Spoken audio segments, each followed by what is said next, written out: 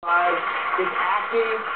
Dr. Will is going to show us the proper way to do a blackhead extraction on his patient, Cherie. And I'm assisting.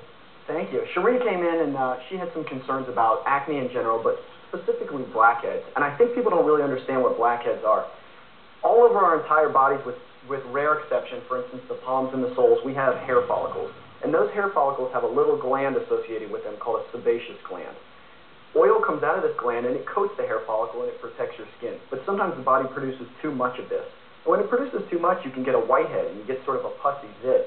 But sometimes it produces too much and it gets clogged.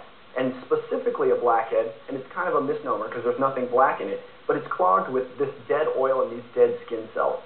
And it's very difficult to make it come out of there just by normal cleansing. So when that happens, we sometimes have to do a little bit of an extraction. So this is just one of the phases of acne. Yeah, acne, there's many, many different types of acne. I think one of the misconceptions is people think acne is just one entity, and that's not the case. There's very, very many different types. I think her big concern is the blackheads, and I'm hoping we'll be able to extract one out here. So, and sure, you've dealt with this your whole life? Oh, yes, all my life. Did it get worse after puberty? Did it get worse when you started getting a little older? Actually, it did. It appeared more later in my, It's very common that you see it right after puberty. And it also can be associated with other things like working out, where you're going to be sweating more, where you're going to have these dead skin cells accumulate in these pores. So what we did is we found a good little blackhead here on her back, and just cleaning with a little bit of alcohol.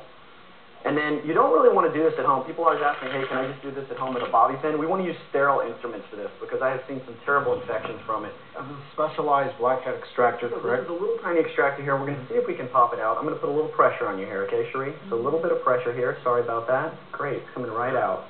Nice. Give me 1 second there. Why is it important to clean these up? Well, that's a great question. If you use the normal, and here you can see the little blackhead there. It's not really black. It's waxy. It's yellow, and it filled that little spot. And you can see on her skin there, you can't even feel it. It's completely gone. So now, here's the thing with these. Once again, what's in there? Dead skin cells, keratinocytes, and oil, that's sebum. So we want to use products that destroy that oil, that dry it up, and that are keratinolytic, that destroy skin cells. So a product that's great for that, that's available over the counter, is salicylic acid. It dries up that oil, and it breaks up those dead skin cells. If you use those products appropriately, you can also often peel out those blackheads quite a bit. Now, do you like the nasal strips?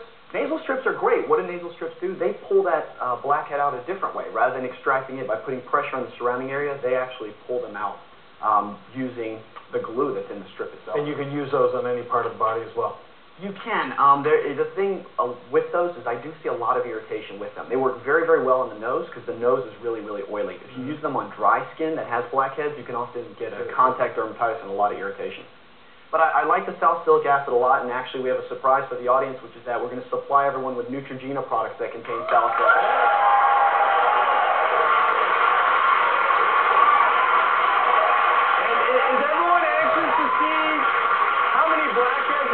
Jim's nose.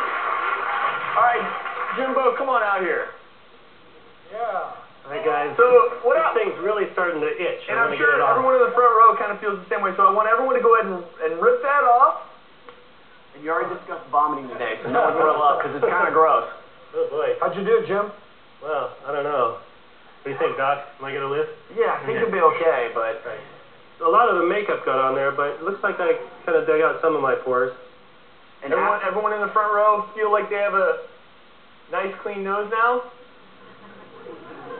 So the moral of the story is there are methods to treat and methods to prevent that people can use to avoid this somewhat annoying problem. That's correct. It's all about the prevention. Everyone's going to have them. It's just like the dandruff. There's no way to cure it, but it's a matter of preventing it in the long run.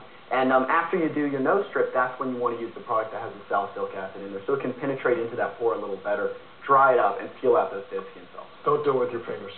Don't do it with your fingers. You'll get infections. Okay. And also, you have to remember, that's a great point.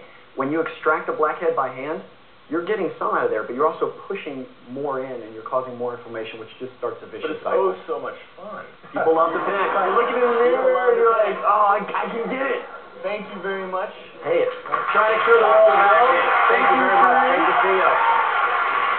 Coming up, which celebrity asked us to help her with a frustrating problem that keeps sending her to the bathroom? Here's the hint. You've seen her on the big screen, the small screen, as well as on Broadway. We'll tell you who it is next.